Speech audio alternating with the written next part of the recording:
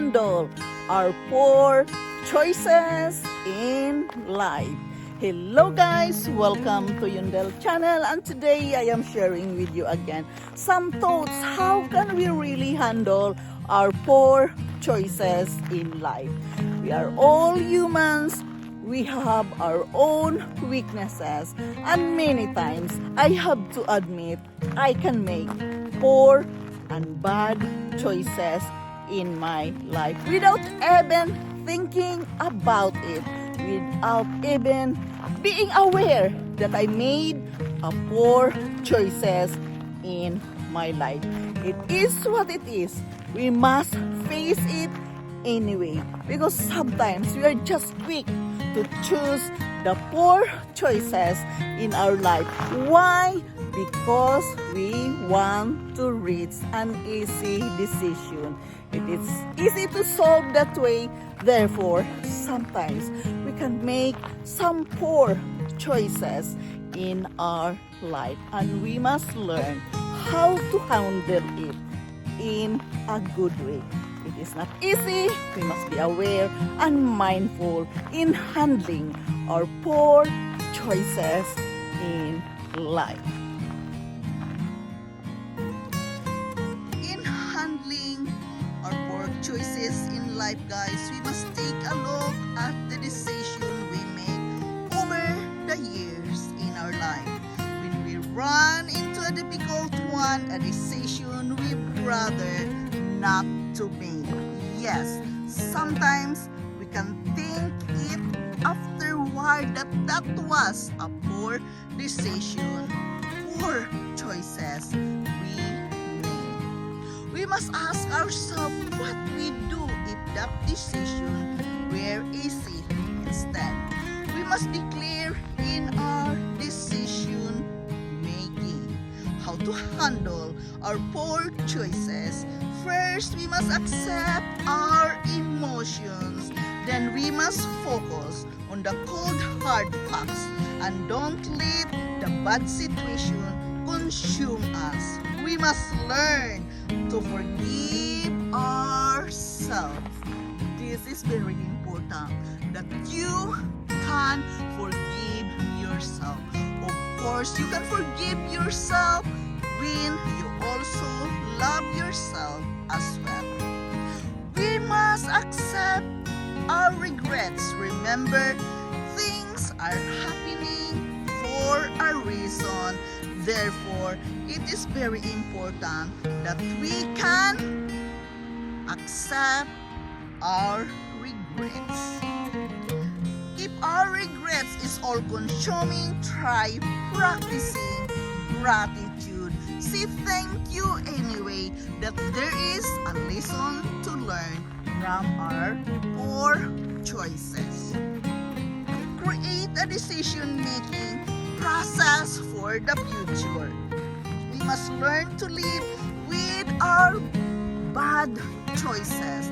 We must learn to live with our poor choices in life. We can think in a positive side of the situation. We must learn the lesson. Think that every poor choices has a lesson to learn. They're teaching us something, guys. There's a reason that sometimes we can make poor choices in our life. Think the positive side of it, that there is a lesson to be learned in a certain situation. We must learn to move on. Don't hang in the past. Learn to move on slowly but surely.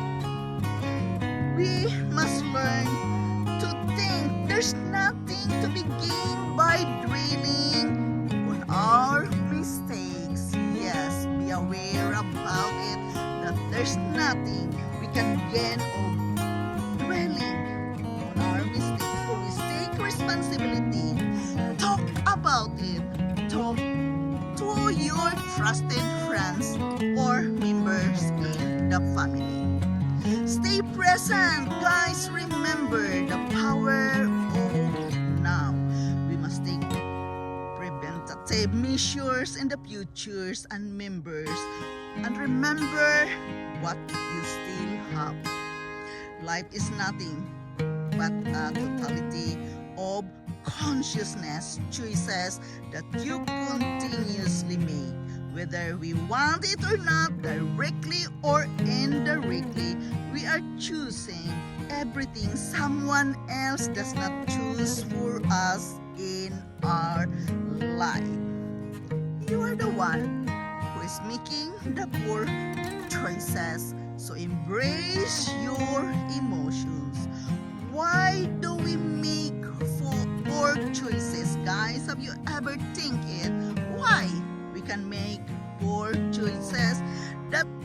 That's because most of our bad decisions occur because they feel comfortable and automatic to think that it is an easy way, rather that we are going to think thoroughly to make a good choice. Yes, our emotions steer us incorrectly. Therefore, we have poor choices sometimes. Yes, guys, our perceptions of time is inaccurate and skewed towards the present. Our internal sense of status colors how we view other people than ourselves. Yes, how can we handle making our poor choices? Begin again to ask yourself what you are making and thinking at this very moment. Asking question to ourselves is very healthy.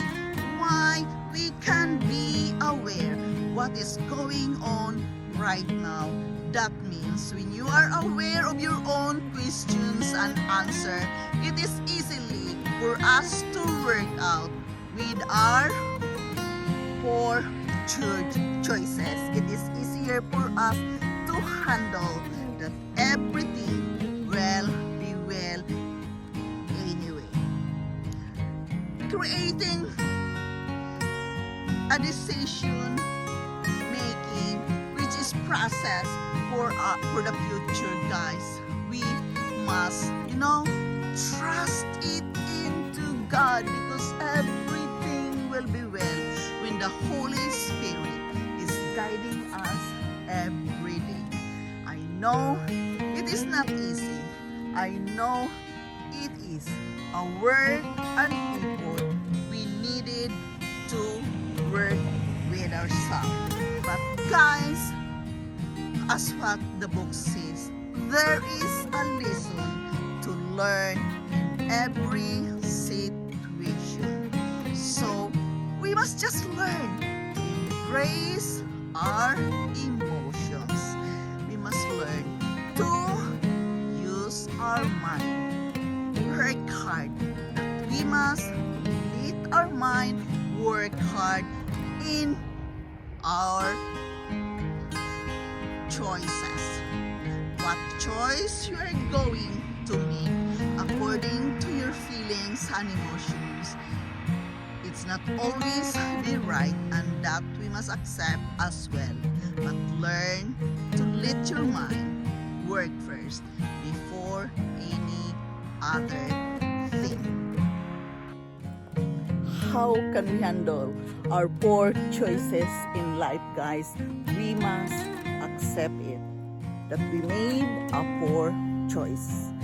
Yes, it is a part of our life journey that sometimes we make a poor decision in our life. Poor choices is a part of our life journey. As what the book says, ask questions to yourself. Have a moment with your own self and ask questions why you are making poor choices.